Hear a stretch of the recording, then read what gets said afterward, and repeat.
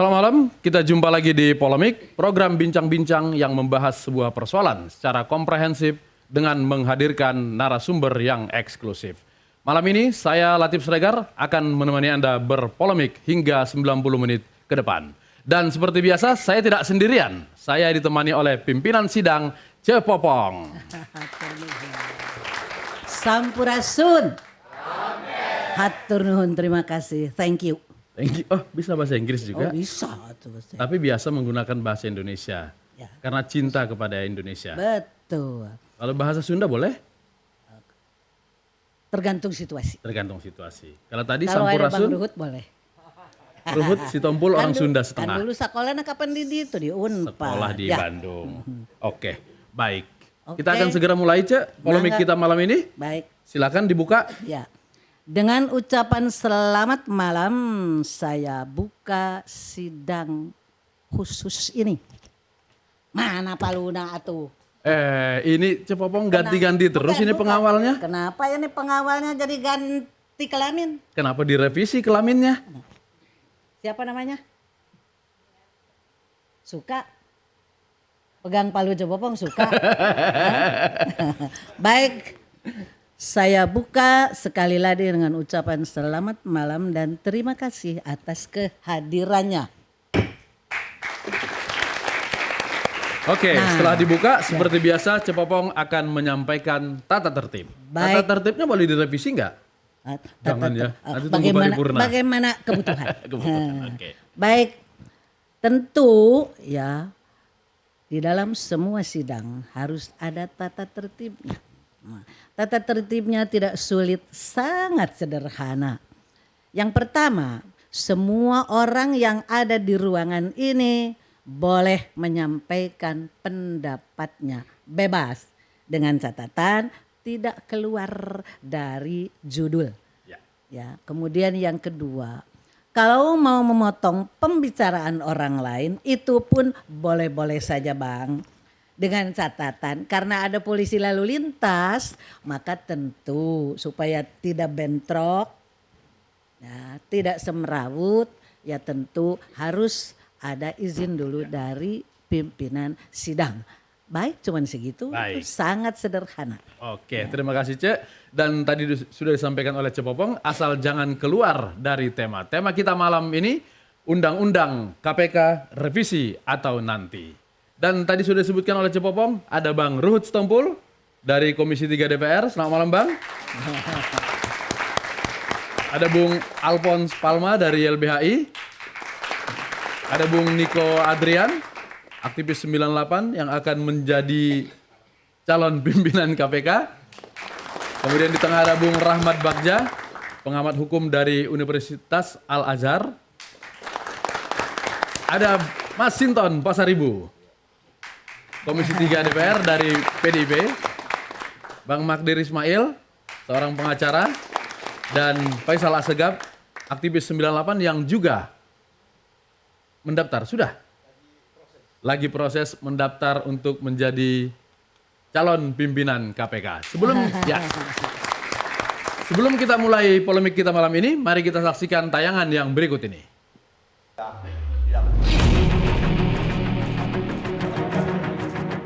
Komisi 3 DPR menggelar rapat dengar pendapat dengan seluruh pimpinan Komisi Pemberantasan Korupsi KPK membahas revisi Undang-Undang Nomor 30 Tahun 2002 tentang KPK. Revisi Undang-Undang KPK sendiri telah disetujui masuk dalam program legislasi nasional atau Prolegnas Prioritas tahun 2015 sesuai keputusan rapat Badan Legislasi DPR yang digelar bersama Menteri Hukum dan HAM Yasona Lauli beberapa waktu lalu. Revisi tersebut terbatas pada 5 hal, diantaranya kewenangan KPK untuk mengangkat penyidik sendiri, serta pembentukan Dewan Pengawas KPK.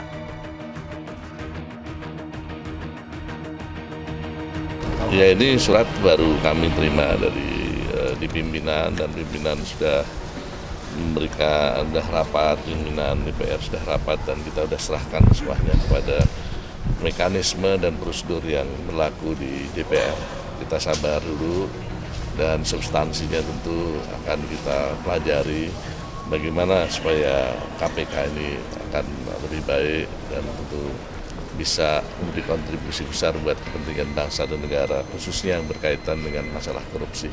Ya. Namun polemik revisi Undang-Undang KPK yang diusulkan DPR terancam batal setelah Presiden Joko Widodo menolak revisi Undang-Undang Nomor 30 Tahun 2002 tentang KPK. Hal ini disampaikan pelaksana tugas pimpinan KPK Taufikur Rahman Ruki usai mengikuti rapat terbatas Presiden dengan KPK, PPATK, Kapolri, dan Jaksa Agung. Presiden menyatakan menolak rencana dan usulan revisi Undang-Undang KPK. Itu. Dari prolegnas ya Pak. Ya. Pemerintah akan minta itu dicabut dari prolegnas. Sebetulnya prolegnasnya 2016, bukan 2015. Tapi nggak tahu kenapa ada percepatan. Tapi yang jelas Presiden menolak. Hal berbeda justru disampaikan Wakil Presiden Yusuf Kala yang menyetujui usulan revisi Undang-Undang Komisi Pemberantasan Korupsi. JK menilai KPK masih perlu diperkuat lagi dalam beberapa hal. Untuk memperbaiki keadaan setelah sekian puluh tahun, ada hal-hal tertentu perlu penguatan, perlu perbaikan, tidak ada yang salah. Undang-undang dasar saja diamandemen kok. Masa undang-undang KPK apabila dibutuhkan. Ini kan sudah 13 tahun, lebih banyak perkembangan. Wakil Presiden Yusuf Kala membantah memiliki pandangan berseberangan dengan Presiden dalam menanggapi usulan revisi Undang-Undang Nomor 30 Tahun 2002 tentang Komisi Pemberantasan Korupsi. Meski cara berbicaranya berbeda, namun Yusuf Kala memastikan tetap memiliki tujuan yang sama dengan Presiden Jokowi, yaitu demi perbaikan KPK.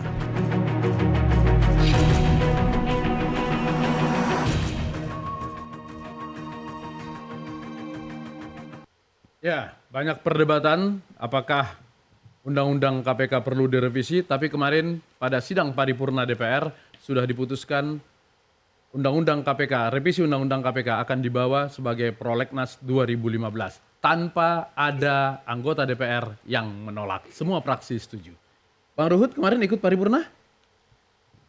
Ya, saya ikut, tapi kalau udah berbicara mengenai KPK, jujur saja selama ini saya rasa semua tahu, bagi saya Undang-Undang KPK yang lahir di era Ibu Megawati menjadi presiden, saya rasa kata hati yang bersih daripada kita semua reformis, karena rakyat miskin ulah para koruptor. Jadi pasal-pasal yang ada di dalam Undang-Undang KPK sampai kaitan dengan penyadapan, ya, tiadanya SP3, saya rasa ini hal-hal yang baik. Jadi kalau memang itu yang mau diganggu, saya tidak setuju. Tapi kalau memang kaitan untuk penguatan KPK, nggak ada masalah. Tapi kebetulan kan saya anggota DPR, saya di Komisi 3. Ya, penguatan yang kami inginkan kaitan dengan pengawasan dan lainnya itu kayaknya rada jarang disinggung. Tapi intinya paling tidak, Bang Ruhut, udahlah jangan gitu terus. Abang sadar nggak? Kita yang melahirkan KPK, ibarat miara anak macan Bang, sekarang kita diterkam. Oh, itu banyak udah mulai DPR ditambah banyak yang ngomong gitu sama saya. Yang akhirnya saya bilang, ya kenapa kamu melakukan perbuatan melanggar hukum? Sebenarnya jujur saja, saya masih tetap save KPK. Oke. Jadi walaupun kemarin tidak bersuara, tidak menginterupsi persetujuan dibawa ke prolegnas, itu bukan berarti Bang Ruhut ikut setuju untuk revisi. Saya di Badan Legislasi, selain di Komisi 3, memang mereka masuk dalam prolegnas. Saya juga kaget kawan-kawan akhirnya minta diprioritaskan, ya. Karena kalau kaitan dengan yang disampaikan nanti di dalam prolegnas kaitan dengan kitab hukum acara dan KUHP, kan itu. Tapi ya sekarang fokus hanya KPK-nya, ya tetap bagi saya pribadi itu tetap kuesioner. Pertanyaan bagi saya. Baik, oke. Saya ke Bung Masinton. Bung Masinton, Presiden yang Anda dukung jelas-jelas menolak untuk merevisi Undang-Undang KPK. Apakah kemarin tidak ada perintah dari partai untuk bersikap ikut menolak juga? Jadi revisi Undang-Undang KPK ini itu masuk dalam prolegnas 2015-2019. Nah, kemarin seperti yang dijelaskan Bang Ruhut tadi sudah disetujui dalam paripurna untuk menjadi prioritas, pembahasan prioritas dalam prolegnas 2015. Nah, revisi ini ya juga ketika kami Komisi 3, ya Bang Rud Komisi 3 bersama KPK, rapat dengar pendapat minggu lalu, KPK juga mengusulkan supaya ada revisi terhadap Undang-Undang KPK. Ya, jadi poinnya itu dulu saya sampaikan bahwa revisi Undang-Undang KPK ini bukan hanya dari DPR dan pemerintah, tapi juga KPK sendiri menginginkan agar ada revisi tadi. Nah, revisi ini berarti apa? Karena memang ada sisi-sisi yang harus dilengkapi untuk menyempurnakan KPK ke depan dalam sisi pemberantasan korupsi tadi. Nah, jadi berkaitan dengan pertanyaan tadi, Presiden menolak, saya belum dengar. Kalau Pak Taufikur Rahman Ruki yang menyampaikan, ya kan gitu. Secara langsung Bapak Presiden tidak didengar oleh kawan-kawan di PDI Perjuangan? Bukan. Kita belum dengar Pak Presiden menyampaikan itu langsung. Itu kan kemarin disampaikan oleh Pak Ruki yang menyampaikan gitu ya. Nah, sebelumnya beliau sudah sepakat, ada 3 kesepakatan juga dalam rapat dengar pendapat itu. Ya, pertama itu kita mintakan KPK supaya juga memberikan masukan terhadap revisi Undang-Undang KPK nanti gitu. Terus kemudian KPK membuatkan SOP yang jelas mengatur tentang di internal mereka gitu. Nah, terus kemudian kesimpulan ketiga itu menyusun sistem pencegahan korupsi yang lebih terukur dan sistematis. Ya.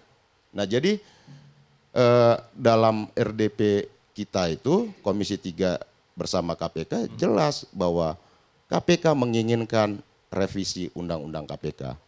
Itu. Nah, tiba-tiba kemarin KPK yang menolak, lucu juga. Oke. Karena kita belum membahas nih. Belum ada pembahasan apa, mereka mengusulkan kemudian menolak. Itu yang menjadi juga lucu gitu. Ada 5 butir-butir atau 5 poin yang sering disebut di publik yang dianggap sebagai melemahkan KPK itu, apakah itu memang sudah disampaikan kepada para pimpinan KPK? Nah, itu kan 5 poin itu hasil dari konsultasi pemerintah bersama DPR di Balik pada saat itu. Ya. Nah, ini kan itu masih usulan, belum masuk pada pembahasan. Nah, makanya kita juga minta kepada KPK agar juga memberikan masukan-masukan. Jadi jangan dibayangkan bahwa revisi ini akan memperlemah apa segala macam. Ini kan Undang-Undang KPK ini menjadi seperti kitab suci yang tidak boleh diganggu-gugat. Padahal kita melihat bahkan KPK sendiri juga menyadari ya pentingnya revisi tadi. Nah, kita belum masuk kepada sisi-sisi pembahasan mana yang krusial gitu. Belum. Tapi belum apa-apa nggak boleh menolak revisi gitu. Belum dibahas, belum apa, menolak revisi ini kan lucu. Kita belum tahu apa yang kita bahas, tapi kemudian kita tolak. Baik, oke. Saya ke Bung Alphonse. Soal penyadapan ini bukan baru kali ini kan? Sudah berulang kali diminta oleh DPR untuk diatur atau ditata di dalam Undang-Undang KPK. Sebelum ke situ sebenarnya kita harus melihat dulu apakah memang yang dikatakan oleh Pak Masinton itu memang relevan atau tidak gitu kan. Nah, mungkin kita bisa melihat bahwa sebenarnya revisi terhadap Undang-Undang KPK ini memang dimasukkan di dalam prolegnas tahun 2015 sampai 2019. Dan itu ada pada untuk pembahasan tahun 2015. Gitu. Nah, ini jangan sampai dikesampingkan karena ini bisa bias juga pemaknaannya. Nah, Undang-Undang KPK itu akan direvisi pada tahun 2016. Sebenarnya juga belum tentu juga pada 2016. Nah, jadi kenapa ini dimaksudkan menjadi pada tahun 2015? Nah, di dalam sini disebutkan bahwa sebenarnya yang bisa dijadikan prioritas itu hanyalah RUU tentang pertanahan. Itu disebutkan langsung gitu kan, bahwa dapat diusulkan menjadi RUU prioritas tahun 2015 dengan melihat perkembangan pembahasan pada periode sebelumnya. Keterangan lengkap ada pada deskripsi konsepsi. Nah, pertanyaan selanjutnya adalah apa sih sebenarnya urgensi? Ini dalam pembuatan peraturan perundang-undangan ya. Oke. Urgensi untuk melakukan percepatan pembahasan revisi Undang-Undang KPK. Itu pertanyaan. Sehingga dimasukkan sebagai prioritas. Sehingga itu menjadi prioritas. Oke. Dan itu juga dipertanyakan kenapa Komisi 3 yang hanya ada 20 orang itu bisa mengevaluasi keputusan dari paripurna yang sebanyak 560. Itu jadi pertanyaan besar sebenarnya gitu kan. Apakah keputusan komisi itu bisa melumpuhkan dari keputusan paripurna? Dan kemudian selanjutnya adalah ini terkait dengan persoalan urgensi itu sendiri. Kita bisa melihat pada saat ini bahwa berdasarkan naskah akademik di masing-masing RU itu sendiri. Ini saya ada masing-masing, ada 68 alasan-alasan kenapa RU undang-undang ada undang-undang baru atau adanya revisi undang-undang. Semuanya ada. Sampai tahap berapa? Ini ada gitu. Itu berlaku untuk undang-undang manapun. Iya. Oke. Nah sekarang apa jadi dasarnya pada saat ini itu dimunculkan? Apa begitu urgensinya, kan? kenapa kemudian itu dianggap sebagai prioritas? Itu Oke. satu soal gitu kan. Ya. Dan kemudian yang kedua, betul ada realitas bahwa ini ada persoalan pelemahan KPK yang katanya, antara kutip ya, yang katanya ingin memperkuat. Bisa saja dia dengan klausul yang sama tetapi dikesampingkan dengan tanda yang negatif. Oke. Bisa contoh begini. Ini saya baca di salah satu media dikatakan bahwa Wakil Ketua DPR ini mengatakan ada beberapa misal contoh tentang penyadapan. Soal penyidikan gitu kan. Di satu sisi tentang penyidikan memang bisa ketemu dia. Baik. Bisa ketemu bahwa memang membutuhkan penyidik. Betul, karena apa tidak ada support dari aparat penegak hukum pada sini. Apa itu dari kepolisian maupun dari kejaksaan. Nah mereka membutuhkan support dalam artian harus ada yang menjadi penyidik. Kalau semisal dari dua lembaga tersebut nggak ada lagi, artinya mereka berhak dong untuk melakukan secara independen. Tetapi di sini yang ada perbedaan dan persimpangannya. Ya nggak bisa dong kalau misal asal copot begitu aja, harus ada keahlian dan macam-macam gitu kan. Ini artinya mendistorsi. Baik, Nah oke. ini yang sebenarnya penyelundupan. Ini yang merupakan pelemahan sesungguhnya. Oke. Nah kalau misalnya itu dilakukan, saya yakin bukan melakukan penguatan tapi melakukan pelemahan. Nah ini kan sebenarnya tidak hanya terjadi pada saat ini, tetapi juga sudah diagendakan sebelum ini, sebelumnya. sebelum Oke. adanya perolehan sini. Baik, oke, tahan dulu Bung Alphonse dan Bung Masinton dan Pak Madrin gak usah dijawab dulu pertanyaan ini karena kita akan tersambung dulu Cek. Ada Johan Budi di ujung telepon. Silakan disapa Cek. Oh, itu yang Cepopong mah favorit. Ya, ganteng ya Cek ya. Ini mukanya teh namleg aja gitu. Namleg itu apa? Tidak pernah terpengaruh. Tidak pernah terpengaruh. Baik. Ya, Bung Johan Budi. Ya. Selamat malam. Malam, Bung Ya. Latif. Oke, Bung Johan, revisi Undang-Undang KPK bagi sebagian orang untuk menguatkan, bagi KPK melemahkan. Di bagian mana sebenarnya yang melemahkan itu? Gini,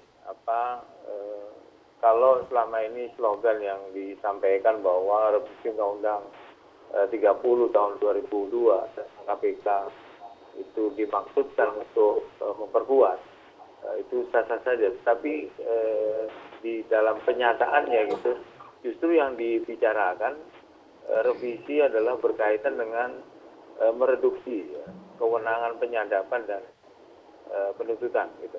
Nah kalau tujuannya memperkuat, apa yang direvisi justru ingin mereduksi kewenangan KPK gitu. Ini kan kontradiktif gitu menurut saya. Kalau mau perkuat harusnya diperkuat, ditambah kewenangannya itu misalnya. Atau ada hal yang selama ini jadi belum firm gitu ya. Itu bisa ditambahkan, bukan dengan mereduksi kewenangan itu, penyadapan dan penuntutan. Oke, hanya di soal penyadapankah KPK merasa ada upaya pelemahan itu? Ya ini tadi, kalau masuk revisi undang-undang itu justru mereduksi kewenangan, itu malah kontradiktif dengan tujuan memperkuat KPK gitu loh menurut saya. Oke, tadi Bung Masinton bilang soal SP3 justru diusulkan oleh rekan Anda sesama pimpinan KPK. Itu belum ada pembicaraan ya, dan saya sudah sampaikan ke teman-teman bahwa itu pendapat pribadi Pak Ruki ya untuk Oke, terputus. Cek. Terputus, ya. Gangguan telepon. Ah, Ya, Cepopong ada komen sementara ini? Sebelum ke season lain? Belum. Belum, Ya. enggak. Ini masih terus. Masih lanjut kita dialog dulu kalau begitu ya. Iya. Ya, silakan Pak Magdir mau menjawab apa yang dipertanyakan oleh Bung Alphonse tadi. Terima kasih Bung Latif. Saya bisa saja kita balik pertanyaannya kepada Alphonse. Apa sih urgensinya untuk tidak melakukan amandemen terhadap Undang-Undang KPK ini? Kan juga sama seperti itu ya. Kalau tadi misalnya kita dengar Johan Budi bicara tentang soal kewenangan. Ya. Ya. Saya kira justru ini yang harus kita lihat secara baik. Berkenaan dengan kewenangan ini kita tidak bisa pisahkan, kita lepaskan dari ketentuan pasal 6 Undang-Undang KPK ya. Kemudian juga di mana di situ disebut harus ada supervisi, ada koordinasi dan seterusnya. Kemudian itu diterjemahkan lebih jelas lagi dalam pasal 11 tentang Undang-Undang KPK. Di mana kewenangan itu misalnya bersifat kumulatif, melibatkan aparat penegak hukum, penyelenggara negara, atau ada perkara terkait dengan penyelenggara negara atau aparat penegak hukum. Kemudian selanjutnya adalah mendapat perhatian dari masyarakat.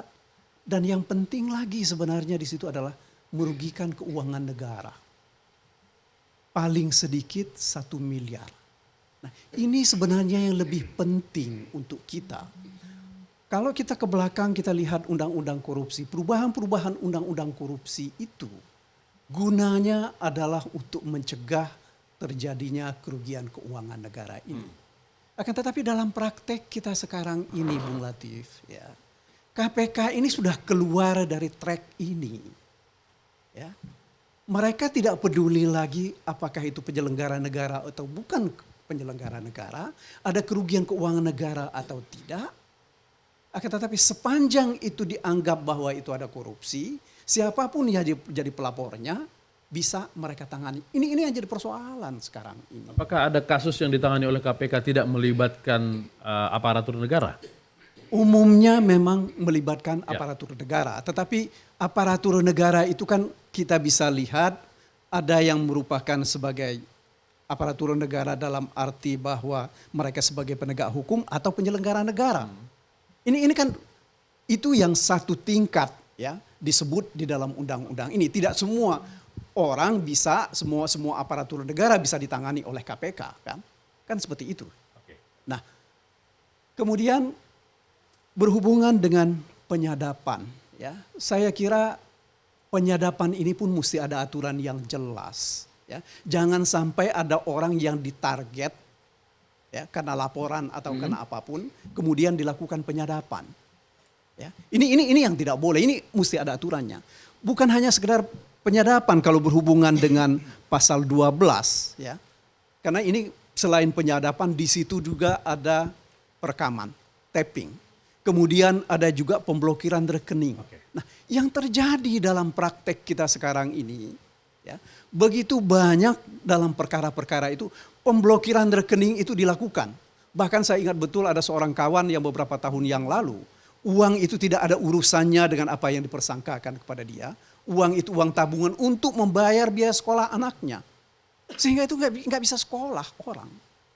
Nah ini hal-hal seperti ini. Ini mungkin teman-teman akan melihat bahwa ini lebih banyak pada urusan praktek. Betul pada urusan praktek. Akan tetapi ini karena ketidakjelasan pada norma yang terjadi.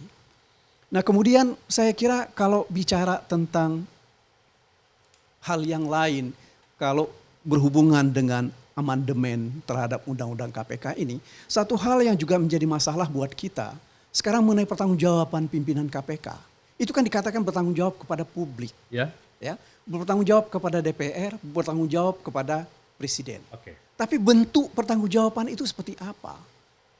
Itu yang kemudian Pak Magdir setuju bahwa kemudian harus ada Dewan Pengawas. Mesti ada Dewan Pengawas. Bung Latif, salah satu contoh begini.